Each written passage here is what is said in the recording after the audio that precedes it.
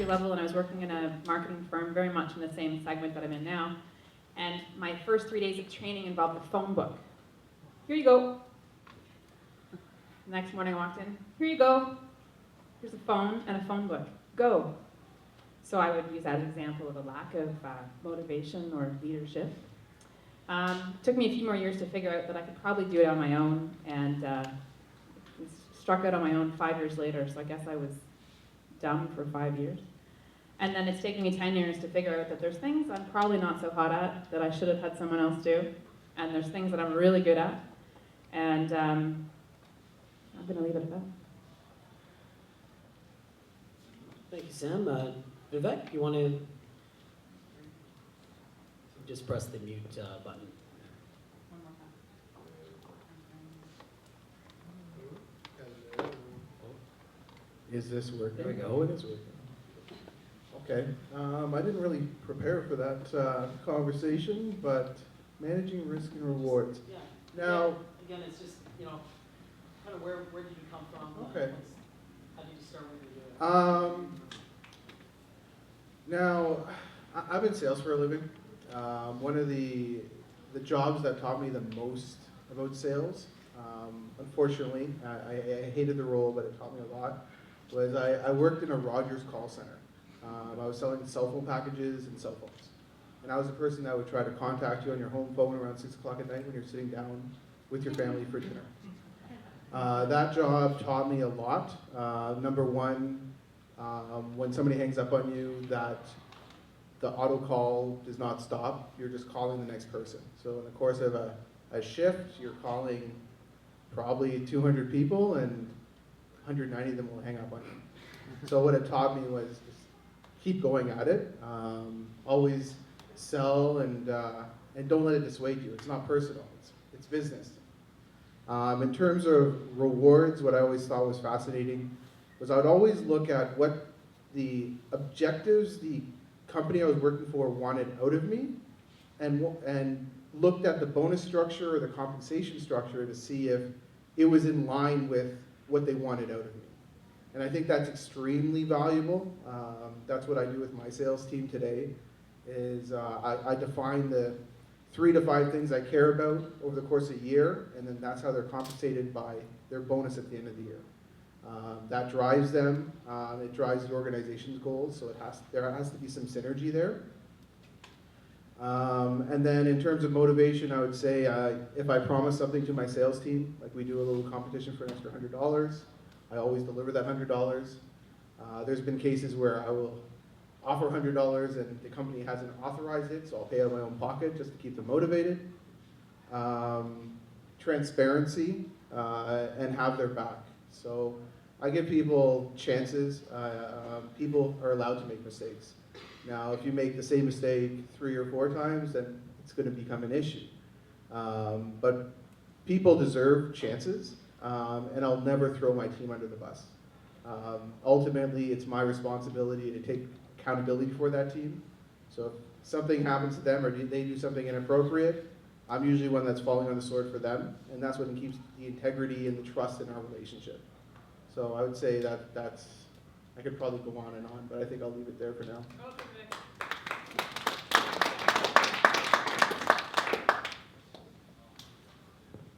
right, Jeff, you're up. Is this mic on?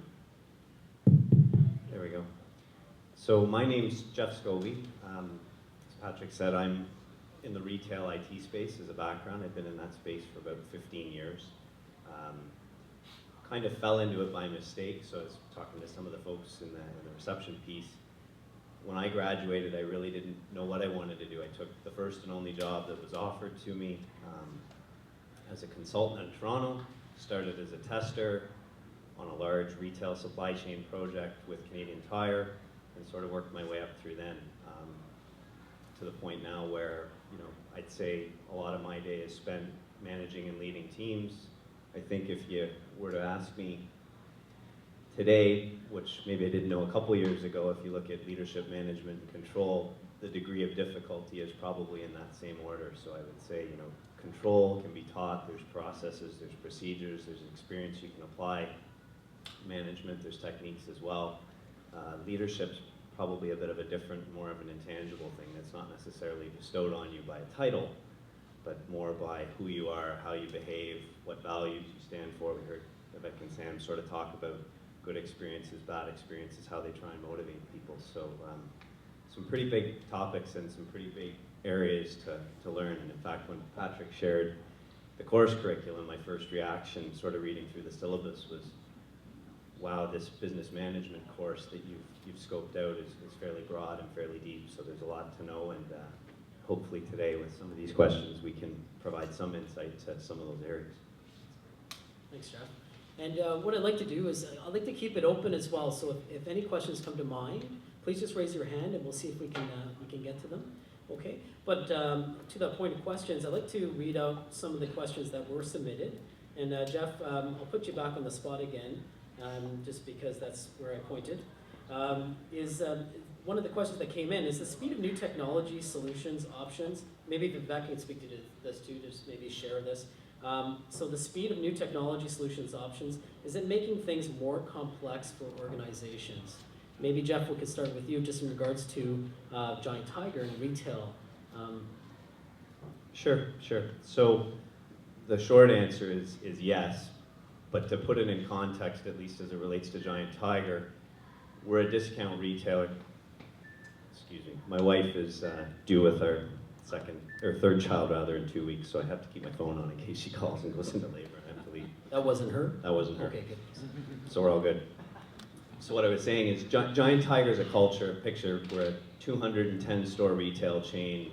We do about $1.5 billion in sales across the country, 50 years old, family founded, fairly traditional, discount retail, low cost operator. So with that as context, the struggles with technology are more around placing your bets, trying to figure out the right timing for when to invest in a technology, trying to get a sense of which emerging technologies might impact your business and when, and trying to stay on top of those to the right amount of detail so that you're knowledgeable, but not such that it's taking up all your time, because there's obviously a lot of other things in the role and the responsibilities in your day-to-day. So I think with Giant Tiger as a backdrop, it is becoming more complex. E-commerce is a large space in retail. There's a lot of technology in that area.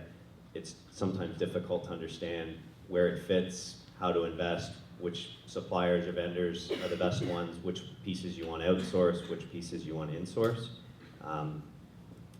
The other thing I'll just add is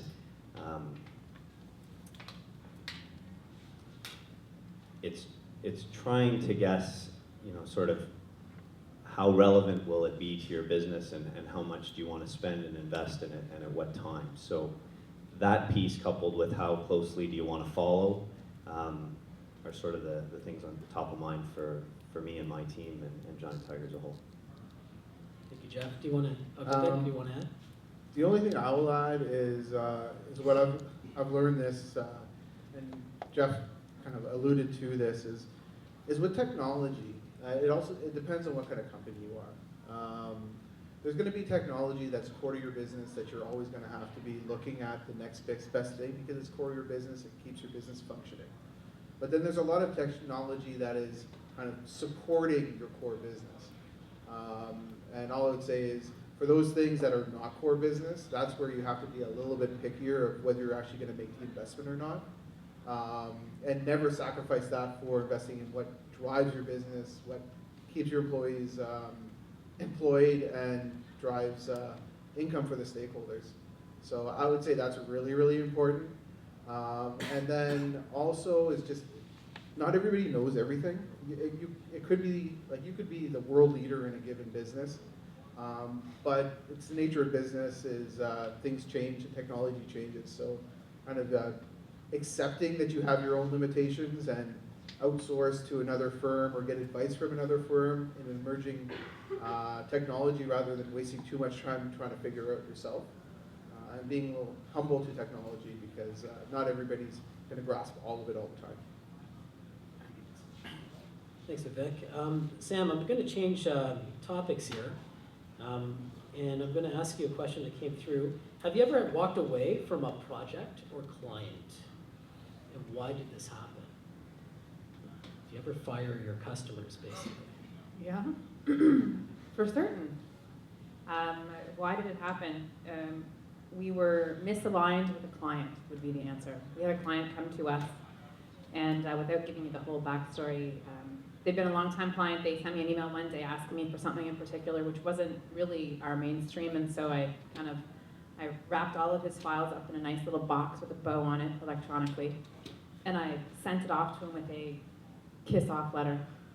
It basically said, it's been a great relationship thus far, but it's obvious that it's like a breakup letter. It's obvious that we're going in different directions. I wish you all the best. All of your stuff is in the box.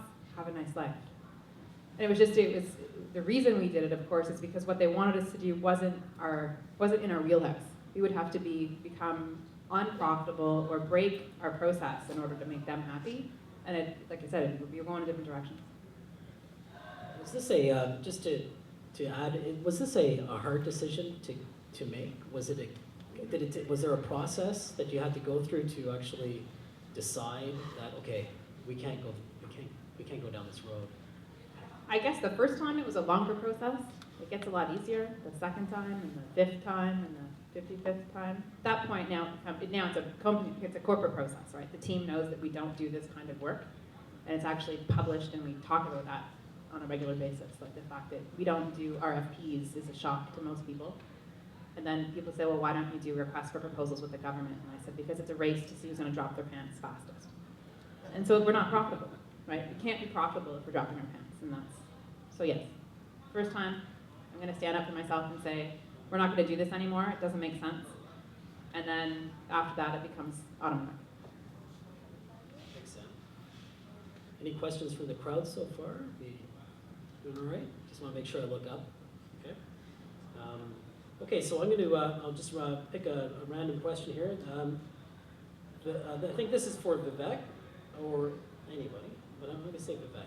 How do you acquire new clients, Vivek? What is your process? Well, okay, so we had this little exercise earlier about networking. One thing about networking is you never know if you meet a random person whether they can add value to your given business or your friend's business or what have you. So I would say always network, talk to everybody. Don't underestimate the power of an administrative assistant when you go into a place. They have clout in whether that client joins you or not. And I use LinkedIn a lot. I'm not a huge fan of cold calling. I can be damn good at it. It's something that I've had to. Yeah, you have to be. Now, I think there's smarter ways of doing it than cold calling, but if you guys have figured out that way, please let me know. I go to LinkedIn. I have an executive account there. I usually just reach out to people, and if you read my profile, I'm not a hard sales person. Sales is still relationships. It's human interaction. It's very, very rare that I'll talk to somebody and I will sell them right away on what I'm doing. I work in academics, software distribution. Usually if I'm approaching a client, I'll go to the school's website and find out how their NCAA teams are doing, whether they're playing in March Madness, and then start a conversation, especially with Americans. They love their sports.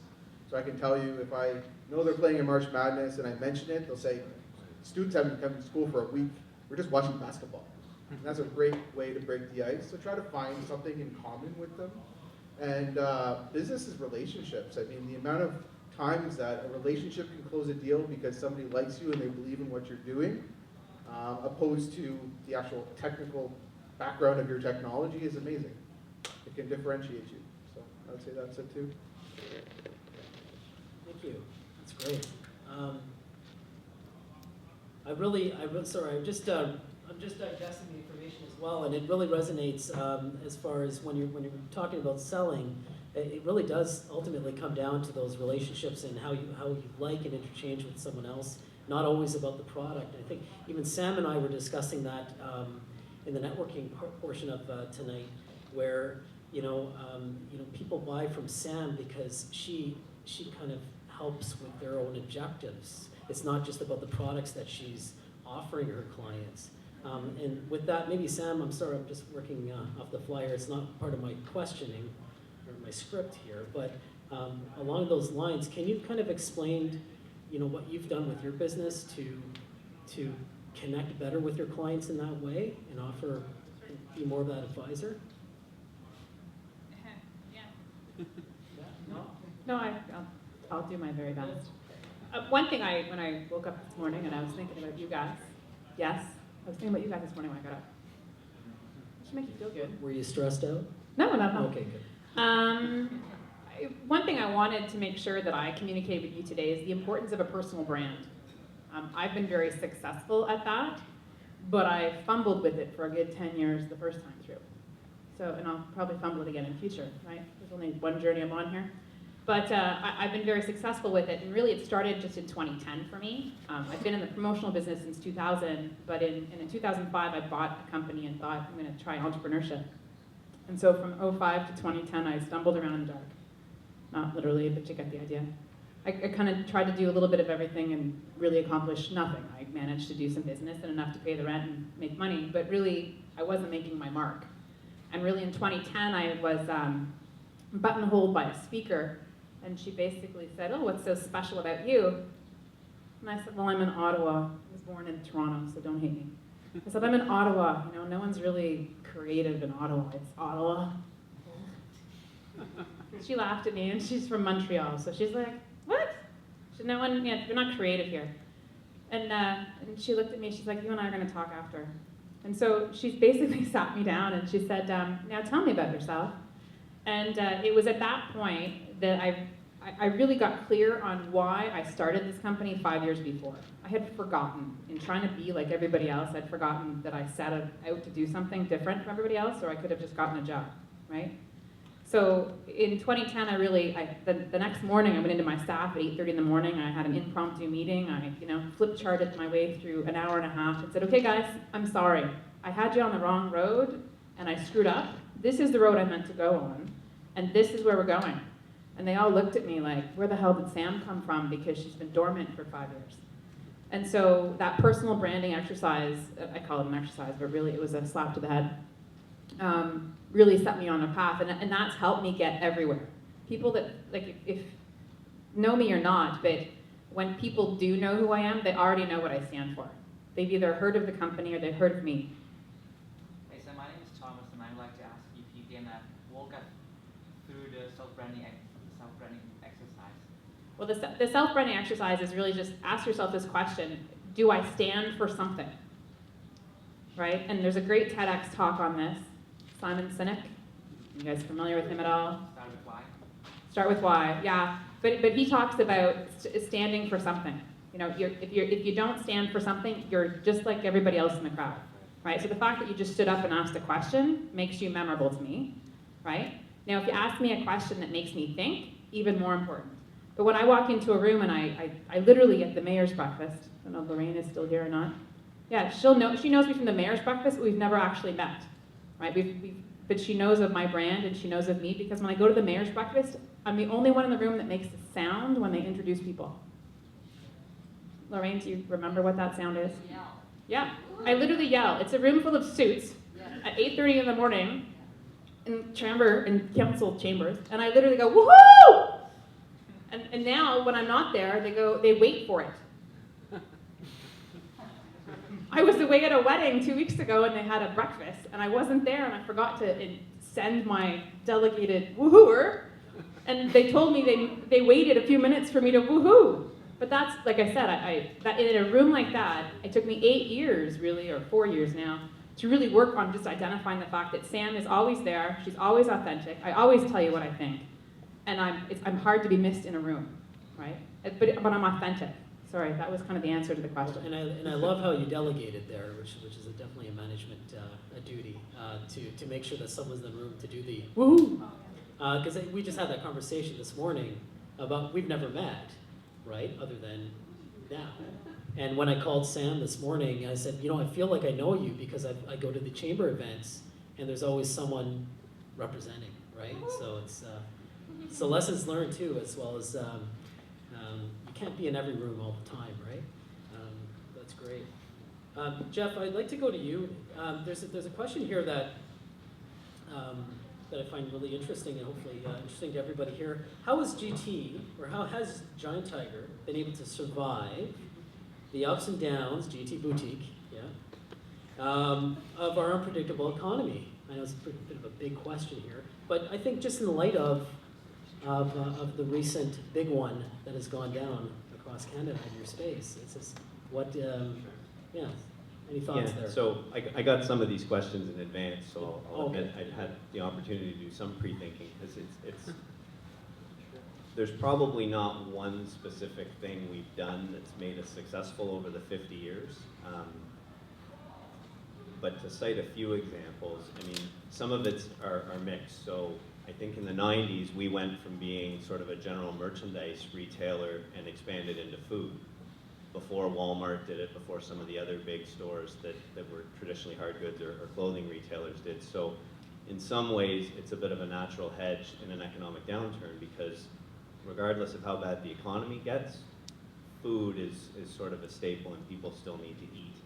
Being a discount retailer, I think also helps us in the sense that oftentimes when times get tough, we see what we call a trade down customer start to shop our store more frequently. So those that might have the means in good times to shop at, call them white collar stores, are now more budget constrained and forced, for lack of a better term, to shop at a blue collar store more like Giant Tiger.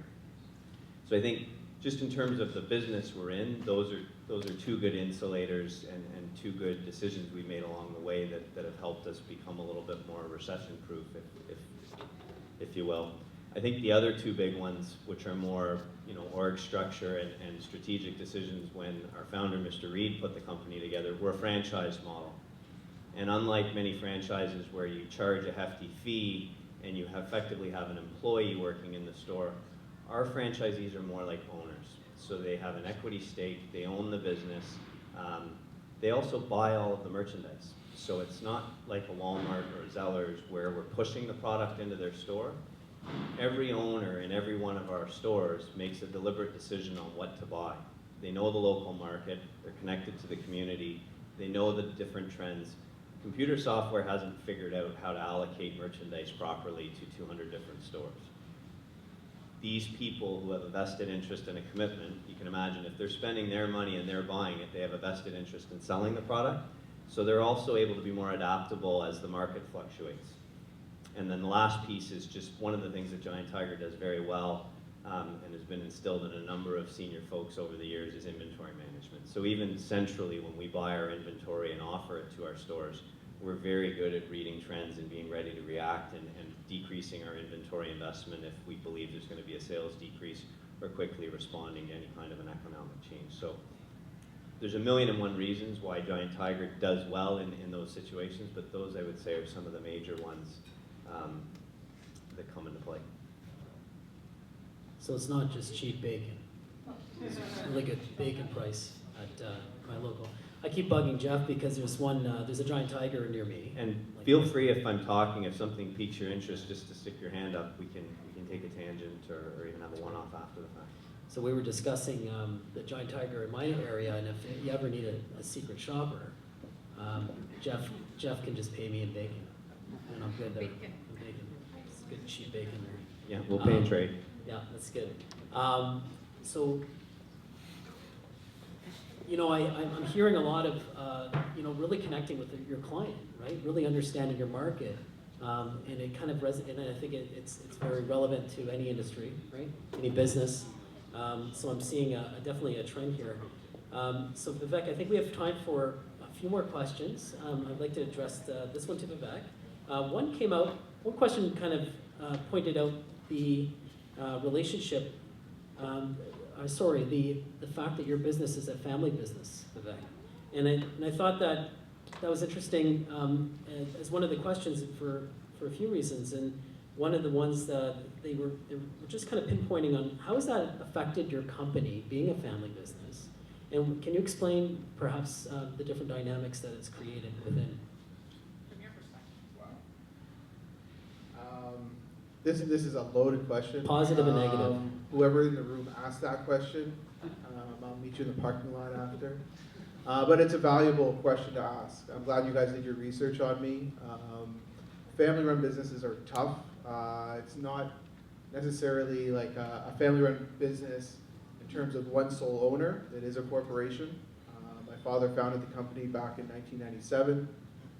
The company has been the topic of our dinner table discussion since I was about 16 years old. It was a technology startup. My father was what I consider an internet pioneer. Back in '95, he said, the internet's the future, everybody's going to download software online someday, and I'm going to start a company that does it. There's probably 1,000 companies like this that failed in the last career there, but as well positively. But the negatives also make you a little bit stronger too, and it makes you want to achieve great things. My father always said early on when I was working there full time, Vivek, you need that one big win to set you apart from everybody else so that I can justify having you here and you moving up in the organization. Now that's a lot of pressure when you're new to the job. I've had a few big wins. I'm proud to say I was able to have a few great wins that people making twice the salary of me at that time were not able to achieve. A lot of that came from, I can tell you in my gut, I know what the core of this business is because I've been around it for so long. I know what my father stands for. I know what the company stands for. And you can't just buy that. You can't just start off as a new employee and understand that. And I'm in the process of doing my executive MBA at University of Ottawa. The company has sponsored me in doing so because after about 15 years of working there, my father is starting to think of some succession planning with his board of directors and himself. And they do see me as a future leader of the organization. So my story is very, very nice, but it does have its pluses and minuses of being the son of the founder, if you will. I've enjoyed the process, but I've also lost a lot of hair over the process. I put a lot of pressure on myself being that person there and everybody looking at you as that person there. And as a result, I take it to heart and I want to be an overachiever. And when I have a bad quarter and I haven't sold anything, I can tell you it stresses me the hell out.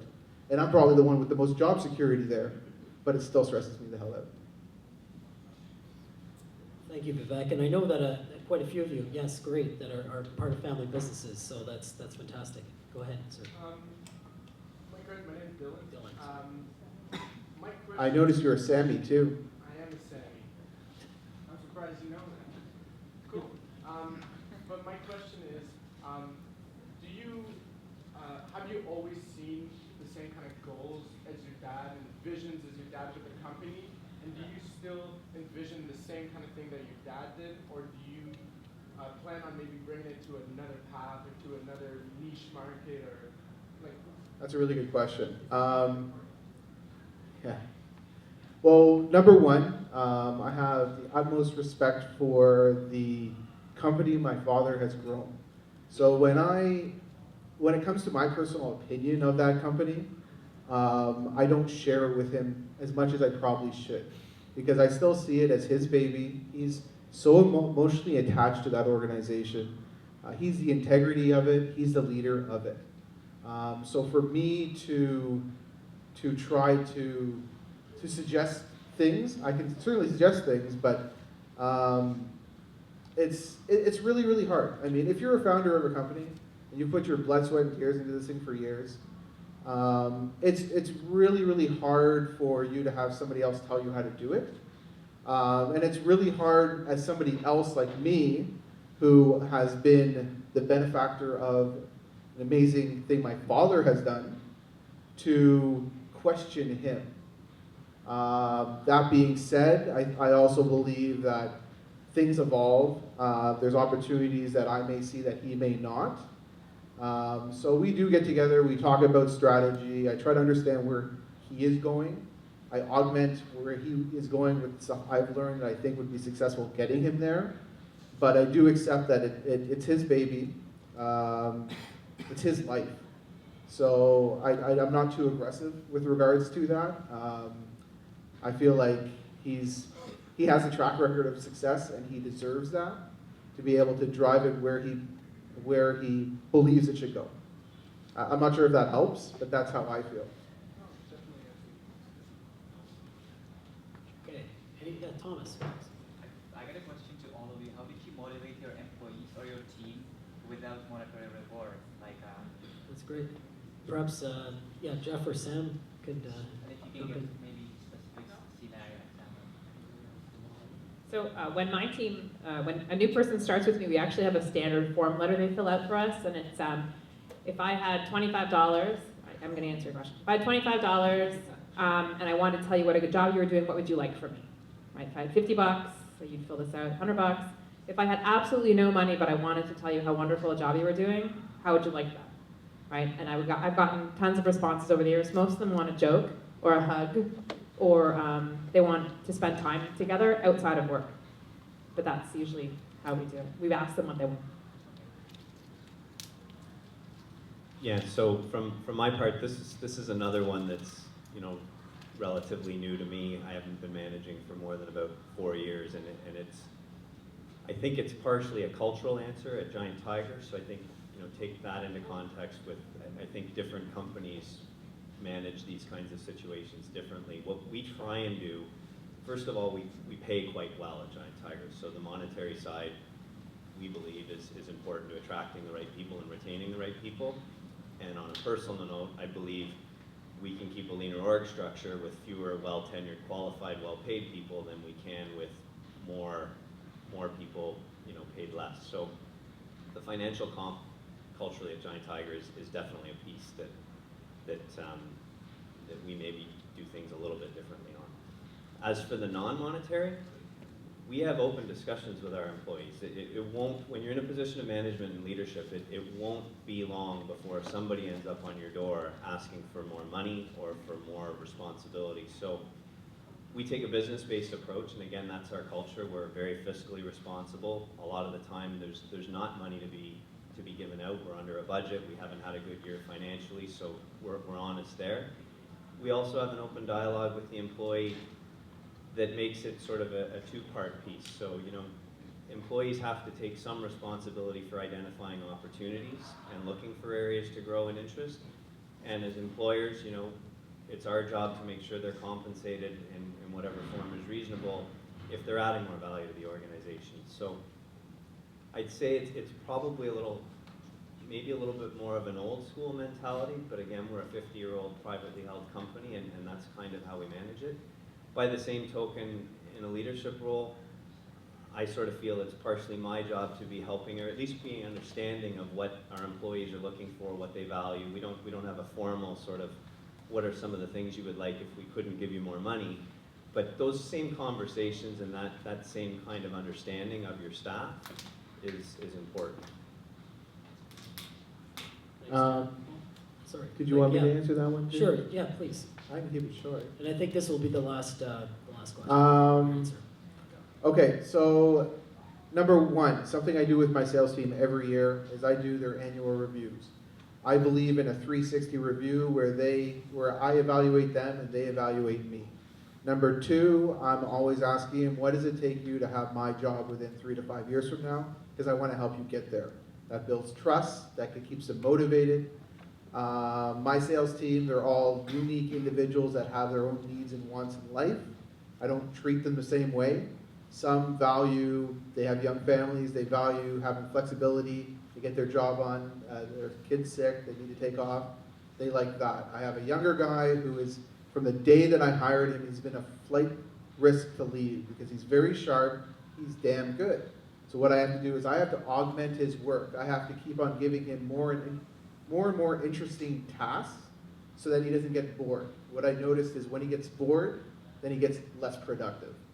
So I treat them all differently. I try to figure out what their buttons are, what they care about in life, and I guess to Jeff's point, kind of build around that, like build a program around that.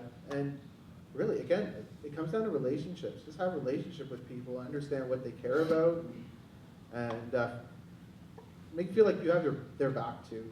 I would say that's a big one. I mean, I mentioned earlier, mistakes happen. There's big mistakes, there's small mistakes. People learn from their mistakes and they can get that out of their system and move on and be successful. And fall on the sword for your team. I mean, you're their manager. If they mess up, it's usually a failure on your part. So you have to accept that part of the role. just looking at the time, I think we can go, I'd love to keep going. And I think it's a big challenge with 3 speakers as well within this time frame. I think there's a wealth of information here. I know there is, and just from what we've gathered already, I know that I've taken quite a few mental notes and will reflect upon. And again, I do want to appreciate your time, Jeff, and Beck, and Sam. Thank you very much for attending. But before we officially wrap up now, so we do have about 10 more minutes to 6. So I've asked the speakers if it's okay if they just hang out so that we can come up and perhaps have a chat with them. And if there's other burning questions out there. Yep, there's a couple of other, oh yes. And with that, actually, yeah, if Jacob could come up and just we'll have a few parting gifts for you. Thank you very much.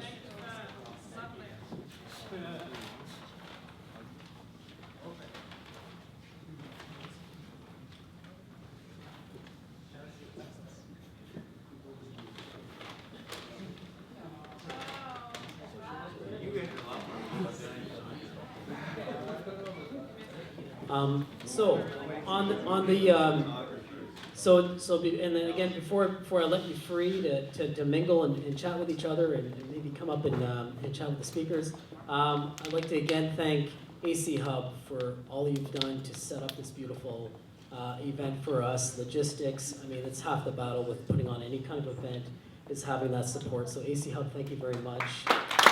Sophia and Ben. And again, School of Business, Business Management Entrepreneurship Program, we are looking to do more of these, which is fantastic. I'm very excited to be part of this. Again, whenever we have a chance to get industry and students together, I believe it's a big success for the college and what we're all about.